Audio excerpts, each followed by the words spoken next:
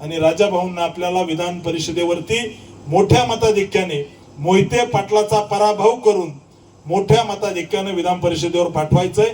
यांनी परत निवडणूक लढवायची हिम्मत केली नाही पाहिजे, असा पराभव करायचा त्या ठिकाणी संकल्प समाधान दादाने केलाय। मला सगळ्याला मिळून या ठिकाणी देवाभाऊंचा हक्काचा माणूस या जिल्ह्यामध्ये जर कोण असेल तर ते राजाभाऊ आहेत आणि राजाभाऊंना आपल्याला विधान परिषदेवरती मोठ्या मताधिक्याने मोहिते पाटलाचा पराभव करून मोठ्या मताधिक्याने विधान परिषदेवर पाठवायचंय।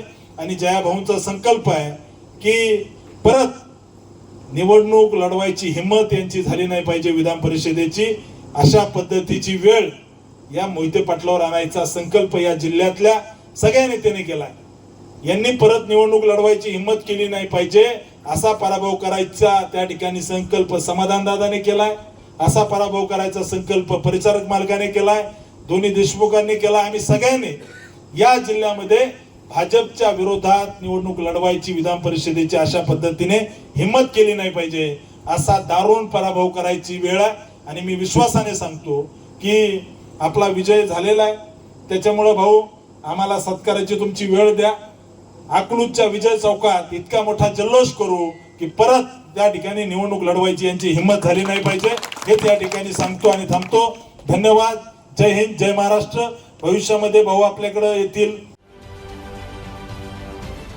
महाराष्ट्रातील सर्व बातम्यांचे विश्वासार्ह व्यासपीठ, सकाळच्या सर्व सोशल मीडिया प्लॅटफॉर्मला लाईक, फॉलो आणि सबस्क्राईब करा। तसंच सर्व नोटिफिकेशनसाठी बेल आयकॉन प्रेस करायला विसरू नका।